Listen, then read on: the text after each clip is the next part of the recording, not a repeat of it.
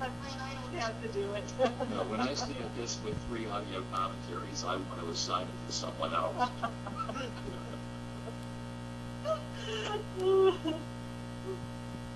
So, do you ever not want to watch a movie? Sure.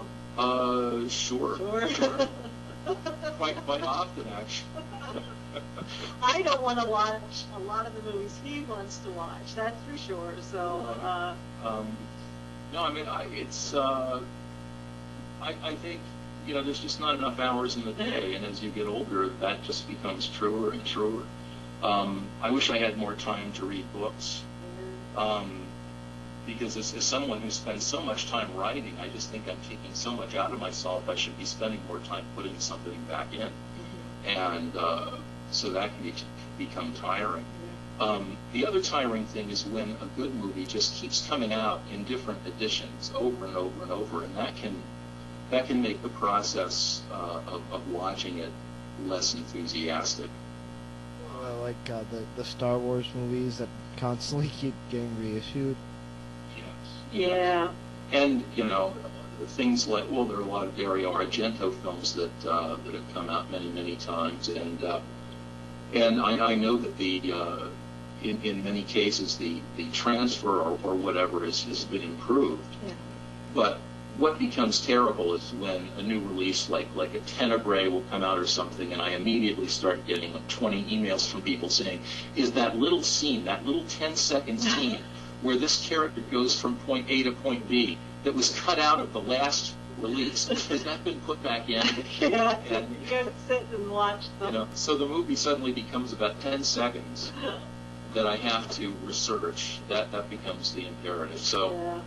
It's the minutia that gets me down a lot. So and also, I really think that if there's something that's your personal obsession, your personal joy, if you turn that into a job, it can't help but take some of the joy out of it. I'm a sort of musician on the side. I just play for my own amusement, and somebody gave me the very valuable advice: don't try to become professional at this, not because you're not good, but because you should have something in your life that's just for your own enjoyment.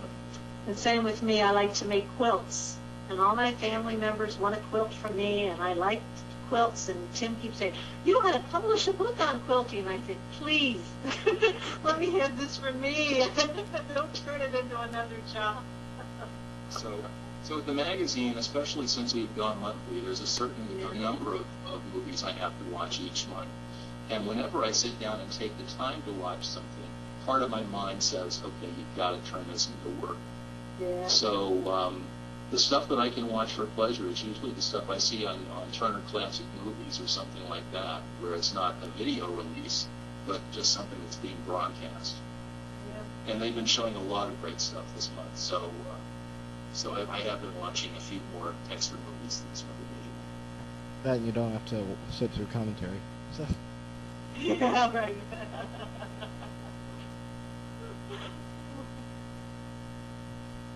Donna, since the 100th issue, Video Watchdog has switched to all color. How has that affected the work?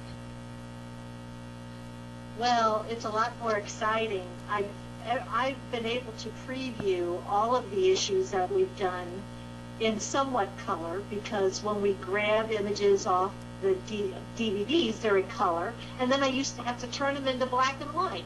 And I'd always say, oh, wouldn't it be great to be in color? So we thought we'd make the plunge with our 100th issue.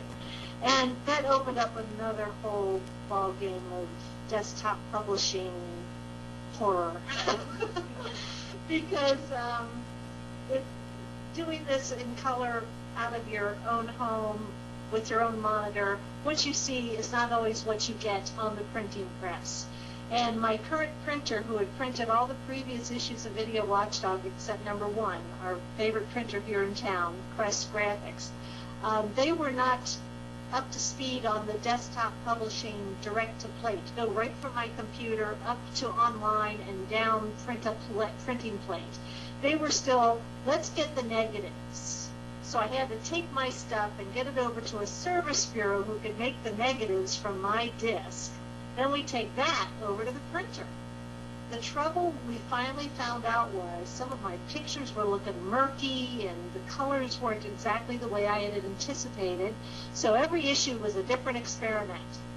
And we finally found that if one printer handled it all, they could control the color processing all throughout the negatives and the final print run. We were having too much discrepancy between two different companies. So that took us a while to figure out. So when it became time to try to figure this out for good so that the Mario Bava book would not be all murky, I had to find a printer that could print the Mario Bava book and help me with the desktop publishing. So we switched printers, and after a few trial issues, and we finally got my monitor calibrated, things have been going just great now. But it was a long, hard process. And thankfully, we had it all ironed out before we had to do the huge Mario Bava book, so I knew what I saw on my screen was what was going to come out of the printing press. And I got proofs every step of the way, and so I was very happy with that. So I feel much more confident with color, but I'll tell you, I just fell in love with issue 100. The first time, we could see the whole thing in color running off the big sheets of paper that they gave us at the printer, and you could see it coming off their little printing proof press. It was on these huge sheets that they had to cut down. And all I kept seeing was page after page of color pictures, and I was just so excited. We kept it a big secret. We didn't let anybody, not even our writers, know that we were planning this to go in color with issue 100. And everybody was just shocked. So it was a good effect. We'll never go back to black and white.